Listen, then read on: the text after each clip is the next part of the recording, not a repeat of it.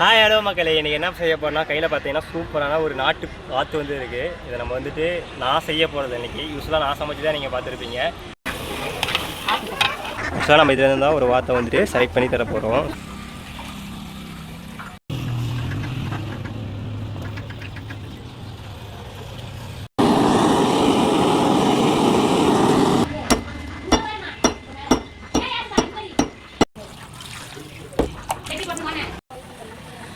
இப்போ பார்த்தீங்கன்னா ஒரு 10-15 மினிட்ஸ் ஆயிடுச்சு. பார்த்தீங்கன்னா கிரேவி வந்துட்டு அந்த தக்காளியில் பார்த்தீங்கன்னா ஒரு நல்லா குக் ஆகிடுச்சு.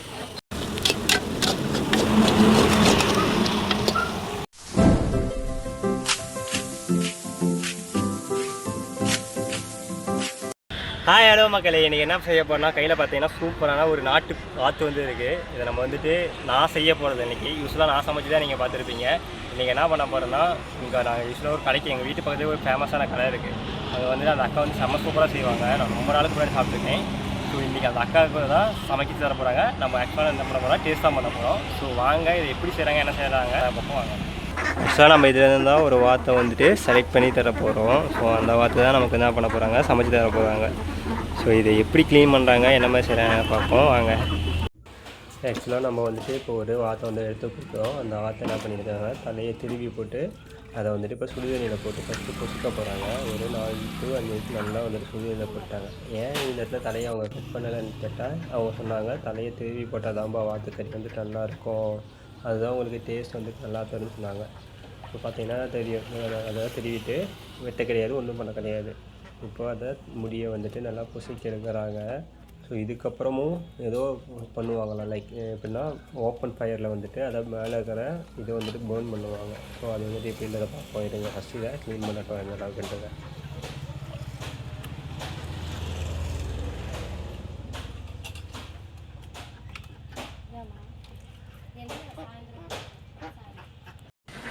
இப்போ பார்த்தீங்கன்னா தெரியும், மேலே இருந்த முடியெல்லாம் ஒரு விளக்க நல்லாவே இது பண்ணிட்டாங்க. இப்போ பார்த்தீங்கன்னா அதில் குட்டி அந்த வளர்கிற முடி இருக்குல்ல, ஏன்னா வாத்து வந்து இது வந்து 45 நாள் ஆன வாத்து தானே. ஸோ அதனால் அந்த குட்டி பேபி ஹேர்லாம் இருக்கும்.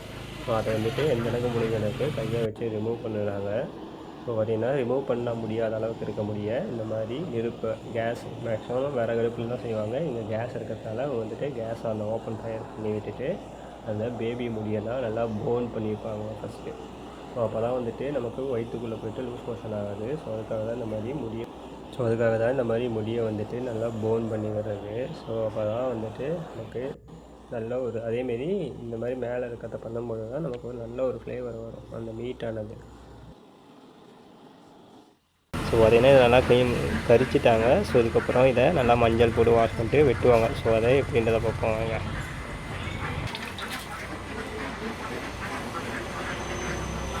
ஸோ பார்த்திங்கன்னா தெரியும், மஞ்சள் போட்டு இதை மேலே இருக்கிறத வந்து நல்லா கழுகணும். ஸோ இது மஞ்சள் பார்த்திங்கன்னா யூஸ்வலாகவே ஆன்டிபயோட்டிக்கு.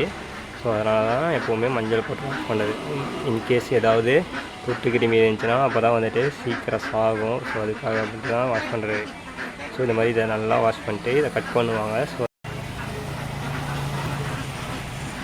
ஸோ நம்ம வாத்தை பார்த்திங்கன்னா நல்லா மஞ்சள் போட்டு குளிப்பாட்டி இப்போ தொங்க விட்டுட்டாங்க.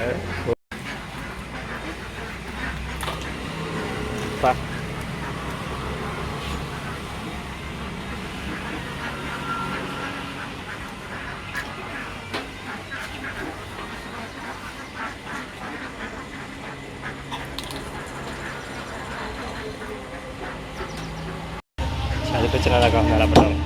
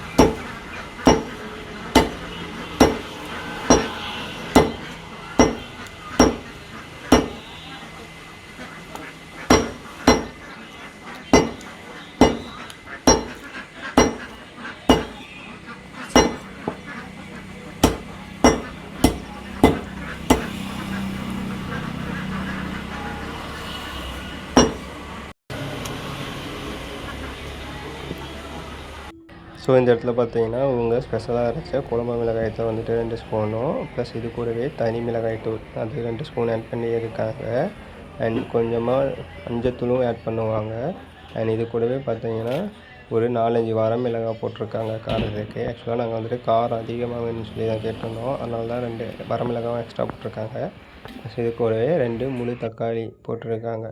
ஸோ இது கூடவே ஒரு கொத்து கருவேப்பிலை. இப்போ பார்த்தீங்கன்னா அது கூடவே இஞ்சி பூண்டு பச்சை மிளகா இஞ்சியும் பூண்டையும் நல்லா இந்த மாதிரி இடிச்சிட்டு இது பார்த்திங்கன்னா ஒரு நம்ம நார்மலாக யூஸ் பண்ணுறதை விட கொஞ்சம் அதிகமாகவே இந்த இடத்துல போட்டாங்க. ஏன்னு கேட்டதுக்கு அந்த இடத்துல தான் நல்ல ஃப்ளேவர் வரும். அதேமாரி பூண்டு வந்துட்டு இல்லை கொஞ்சம் அதிகமாக இருக்கணும், இஞ்சி வந்துட்டு ஒரு கம்மியாக தான் இருக்கணும்னு சொன்னாங்க.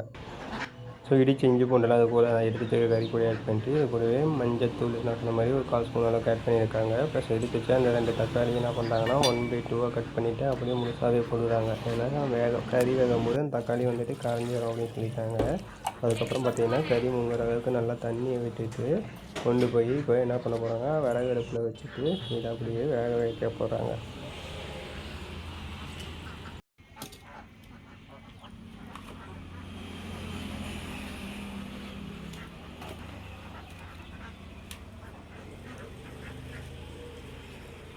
இப்போ பார்த்தீங்கன்னா நம்மளோட கொடுத்த வாட்டை நல்லா வெட்டி க்ளீன் பண்ணிவிட்டு அவங்க கூட அது கூட மஞ்சத்தூள், மிளகாய்த்தூள், குழம்பு மிளகாய்த்தூள், 2 தக்காளி போட்டிருக்காங்க, 5-6 வரமிளகாய் போட்டிருக்காங்க, அதேமாரி 3 கொத்து கருவேப்பிலை, இதுக்கு தேவையான உப்பு போட்டு இஞ்சி பூண்டை இடிச்சிட்டு நல்லா இதை கேட்டதுக்கு ஒரு 3/4 மணி நேரம் கொதிக்கணும்னு சொல்லியிருக்காங்க.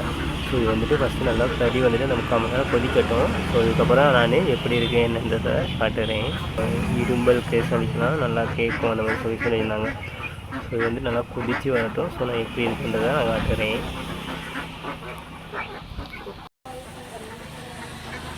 ஸோ பார்த்தீங்கன்னா ஒரு 10 to 15 மினிட்ஸ் ஆகிடுச்சு. பார்த்தீங்கன்னா கிரேவி வந்துட்டு அந்த தக்காளிலாம் பார்த்தீங்கன்னா ஒரு இடத்துல நல்லா குக் ஆகிடுச்சு. ஸோ இன்னும் அவங்க சொன்ன மாதிரி ஒரு 30 மினிட்ஸ் வெயிட் பண்ணி பார்ப்போம். ஸோ ஃபைனல் அவுட்டு எந்த மாதிரி இருக்கிறதையும் நான் உங்களுக்கு காட்டுறேன். ஸோ அதேமாதிரி டேஸ்ட் எப்படி இருக்கிறதையும் நாங்கள் சாப்பிட்டு பார்த்து சொல்கிறோம்.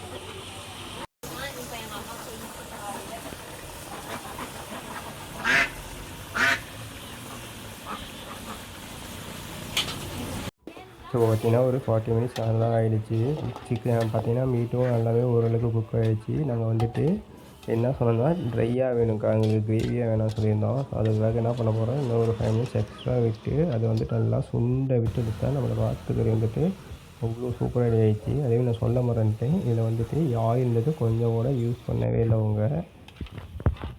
ஸோ அவ்வளோதான் மக்களை, நம்ம வாத்துக்கறி வந்துட்டு செம்மையாக ரெடி ஆகிடுச்சு. ஸோ நாங்கள் வந்துட்டு போய் இப்போ சாப்பிட போகிறோம். ஸோ இந்த வீடியோ பிடிச்சிருந்தா லைக் பண்ணுங்கள், ஷேர் பண்ணுங்கள், கமெண்ட் பண்ணுங்கள். அதேமாரி எனக்கு எதாவது வந்தால் மறக்காமல் பண்ணுங்கள். தேங்க்யூ ஸோ மச் ஃபார் வாட்சிங் மை வீடியோஸ்.